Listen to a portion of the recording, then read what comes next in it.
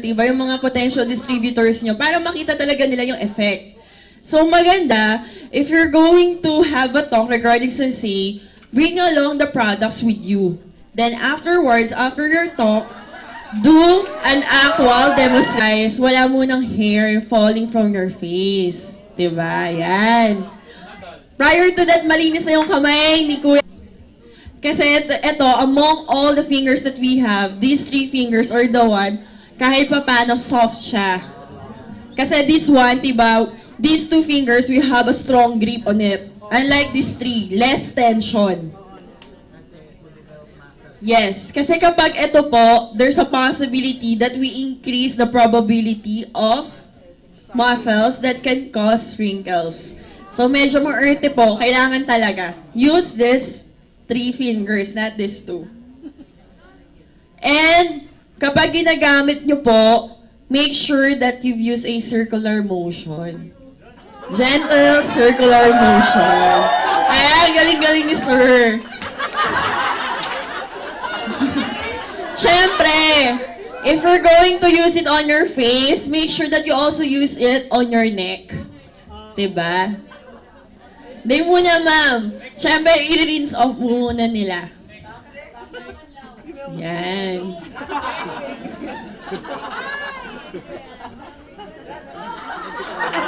Pwede na yan, sir. Ayan, pwede mo na siyang i-rinse, sir. Ah, sige po. Kahit to...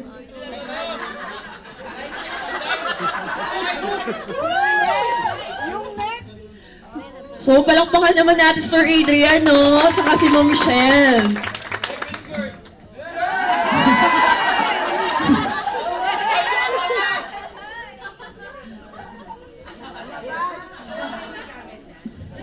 Diba, to be honest, after you use the Gentle Daily Cleanser, kahit pa paano, after that, you feel that your face is soft, na hindi siya dry.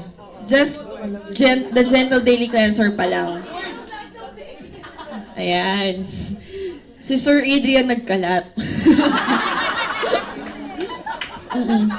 Then, kapag patutuyuin po natin yung mukha natin, huwag yung ganon. Don't rub it really hard.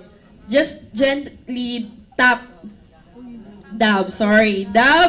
yung mga towels natin sa face natin. Kasi kapag nirub mo siya, the friction will cause wrinkles as well. Ayan.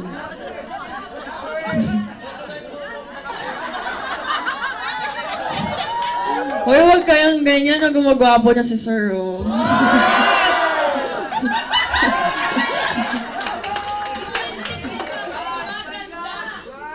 Then after that, ano po yung next? Toner. Again, for what po yung toner? Yes, to restore the pH of the skin. Galing! Ito pong toner, may nagtanong po sa akin kung pwede raw sa kamay na lang ilagay. Siyempre hindi. Mas maganda po pa rin may applicator. Cotton, like this one. Yung mga puffs. Kasi kahit pa paano naman, your hands kasi will produce friction. Okay? Then again, if you're going to use the cotton, idadab mo lang siya sa face mo. Don't rub it very hard. Okay? Ganun lang po. Idadab lang siya.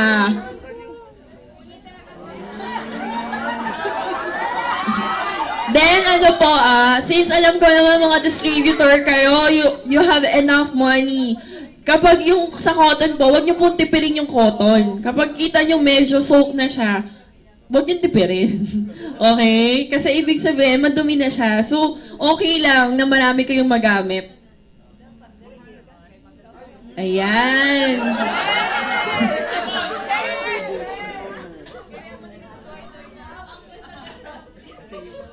Siyempre, extreme yan.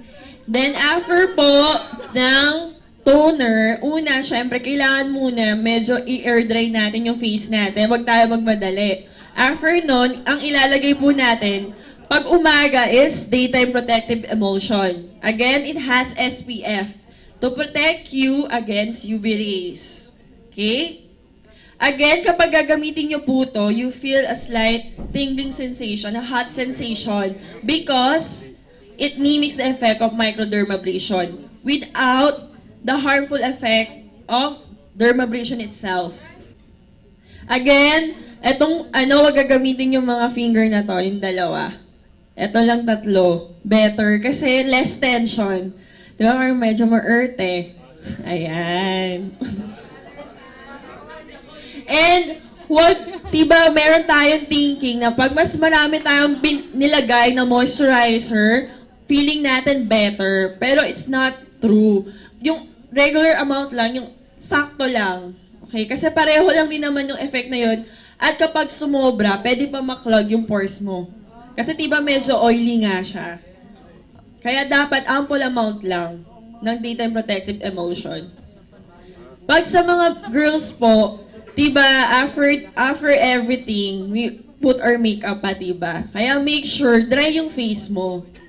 Diba? After you put the perfecting essence and the eye nourisher, after the daytime protective emulsion.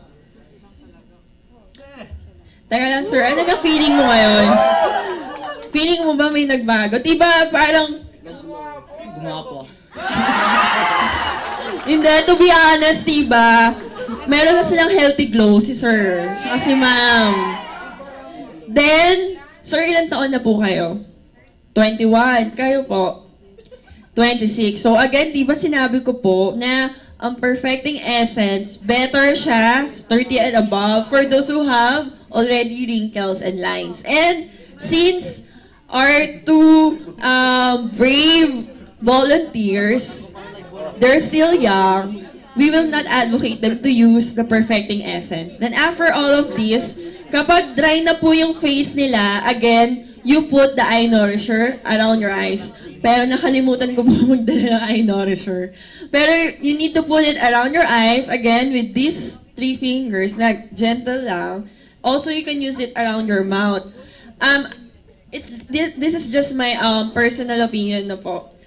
Better if you put the moisturizers on a cold environment, like the fridge. Kasi, aside from its cooling effect, diba, cooling effect, nakaka-relax. But, it also helps with the normal blood flow, blood circulation, especially the areas around the eyes.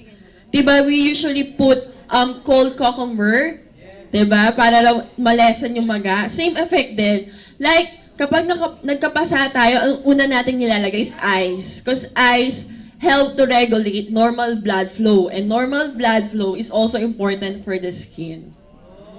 Okay?